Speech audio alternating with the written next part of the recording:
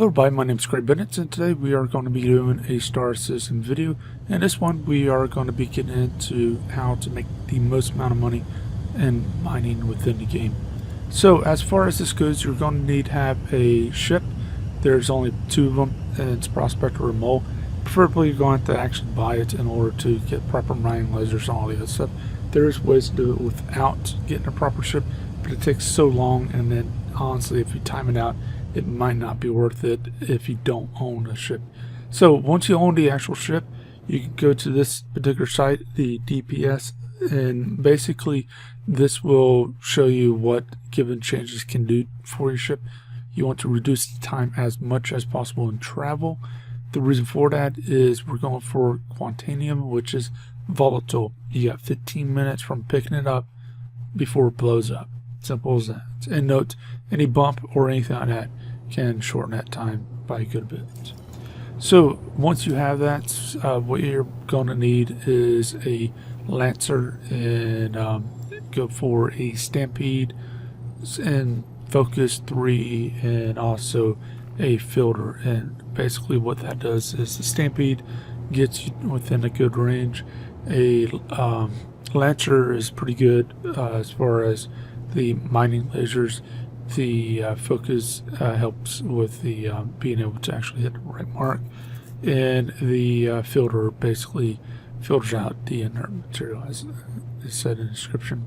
Now, one big thing to note is if you got multiple ships, multiple people doing it, well, the stack up effect is there. So if you got, like, say, a Mole, and where you got 3 lasers, if you got 3 people that can mine, then basically 2 of those will stack up, even if the 2 are putting out no juice at all.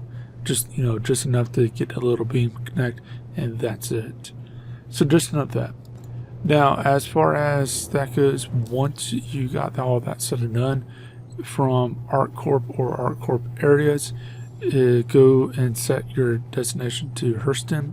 And what you want to do is jump there, and then go and press U when you're around 13,500 km. So the U is just basically turn off the power.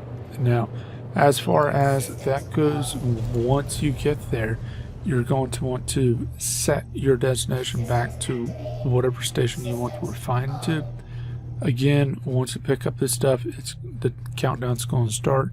Also, if there's pirates out there, it lets you jump, and also big thing is you're probably going to get lost in this area because it's so huge and everything kind of looks the same. And this little dot basically helps you stay track, and that way you're not revisiting rocks. Just keep heading towards it, ping out, and scan. So as far as finding rocks, what you're looking for is Quantanium. Just scan, if it says Quantanium, try to look at all the figures and whatnot to figure out if that's what you want. Now, if you want to do hand mineable, you will see this little icon. If you don't see that icon, it doesn't mean that there's not hand mineable there.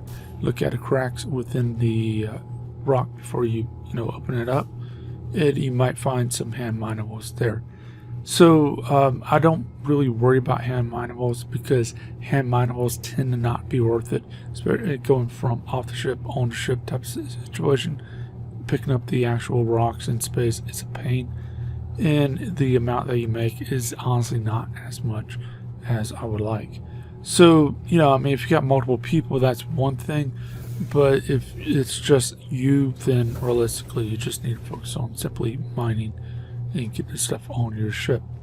So from there, once you get it on your ship, go back to whatever station, and what you want to do is go store your ship immediately. The reason why is if you got volatile stuff that's about to blow up, storing your ship will stop that timer altogether, and you can do the rest of this with a stored ship. So from there, you want to go down to the refinery, and you want to go to the area upstairs. And if you want to see how much something's worth, then you can use the terminals to the left, and this will let you know. I think it's like a third of what it will cost after refinery. So if you want to sell it here and now for a massive discount, you can do that. But this will let you know how much what your load is worth, because you just times it by 3 or something like that, and that's how much it is after you refine it. Now to refine it, just go to the given terminals and then go and play around with that until you're happy. And how these little settings work is you got 3 choices. You can have it cheap, you can have it fast, or you can have it high yield. Pick 2 and leave out the 3rd. So you can have it cheap and you can have it high yield, but it takes forever, and that's what I normally pick. Note the time. So if it says 24 hours, then that's 24 hours in real life, whether you're playing the game or not. So just keep that in mind, that if you're not going to play it for a bit, or if you're not going to be available for a good bit, then you might want to just take the shorter route. But if you're you're able to just come back tomorrow or a few days from now, then just pick the slowest option and highest yield. So now once you go ahead and refine your stuff, what do you need to do next? You need to have a cargo ship, and cargo ship doesn't necessarily have to be a cargo ship. It just has to be a ship that holds cargo. So it could be a 600i for all I care. But basically, you want to have this particular ship, and it needs to be able to hold all your refined goods. It's all or none type of situation. And what you want to do is transport there and just take it down to plant and sell it. So just note that you can rent a ship downstairs if you want, but if you want a bigger ship, there's other places like Microsecond and other places where you can actually get pretty good sized ships. So as far as that goes, if you got any questions or not, then leave that in the comment section. Leave a like, subscribe, share, and I'll see you next video. Have a great day.